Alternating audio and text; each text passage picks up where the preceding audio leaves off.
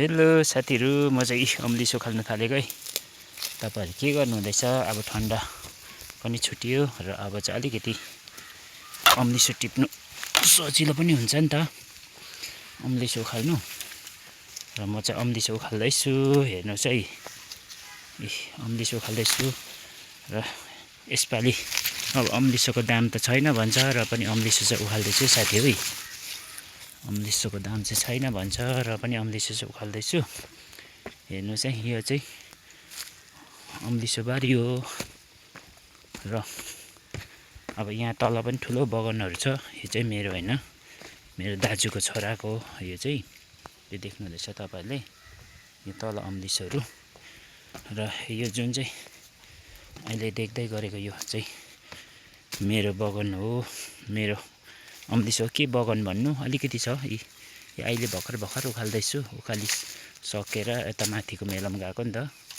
सानो भिडियो बनाइराख्नु मन पर्यो मलाई अम्लिसो उखालेको। र हेर्नुस् है, अघि भर्खर उखालेर राखेको नि त। यसरी सुकाइदैछ है साथीहरु। यसरी पतला गरेर सुकाउनु पर्छ नि त। हेर्नुस् है, पतला गरिन्छ छिट्टो सुक्छ। बिक्री भएन भने नि घरमा राख्नु सजिलो पर्छ साथीहरु। र म चाहिँ बारीमै सुकाउँदै छु। हेर्नुस् है, आज जति उखाल्यो यो चाहिँ सबै बारीमै सुकाउँदै छु साथीहरु। र यता पनि छ है, यता पनि म तपाईहरुलाई देखाउँदै छु। यहाँ पनि पुरा उखालेको छु नि त। अझै हामी दुईजना भएर उखालेको है अम्लिसो। हेर्नुस् है, कत्रो डन्डा छ। हेर्नुस् है, यो डन्ठाहरु कत्रो छ र अम्लिसो चाहिँ एकदमै राम्रो छ। यहाँ माथि पनि छ। र साथीहरु, यो चाहिँ फर्स्ट उखालेको हो बिहान आज। र यो चाहिँ तपाईहरुलाई देखाउँदै छु। हेर्नु चाहिँ अब चाहिँ अम्लिसोको घाँस ड्याम्मै भयो है। चाहिँ कतै अब बिहाहरू जे कार्य भए पनि घरमा भएको गाईलाई पनि निर्धक्क काटेर अब अम्लिसो खुवाउने हो साथीहरु। र तपाईहरुकोतिर पनि यसरी नै अम्लिसो उखालिसक्नु भयो होला। हेर्नुस् है, आज उखालेको। र यहाँदेखि उता चाहिँ भोलिको मेला छ। यो घरदेखि माथिबाट तेर्सो र पल्लोबारी पनि छ नि त साथीहरु। र आजलाई चाहिँ मैले अम्लिसो आज उखालेको अम्लिसो बारी चाहिँ तपाईहरुलाई देखाइसके।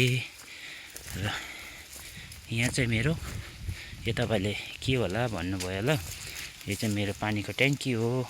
यो चाहिँ स्पेयर पानीको ट्याङ्की। यो भित्र चाहिँ मेरो पानी छ। यहाँ चाहिँ हो, यो भित्र चाहिँ पानी छ। र यो पानी चाहिँ धेरै टाढोबाट ल्याउँछु नि त।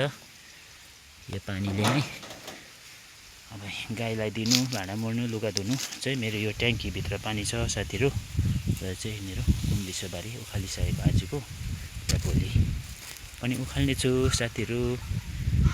यहाँ हेर्नुस् है, फेरि मसिनो खालको पछि ढिलो रोपेको यो चाहिँ ब्रोकोली हो। र यो पनि अलिक पानी कम्ती भइरहेको छ।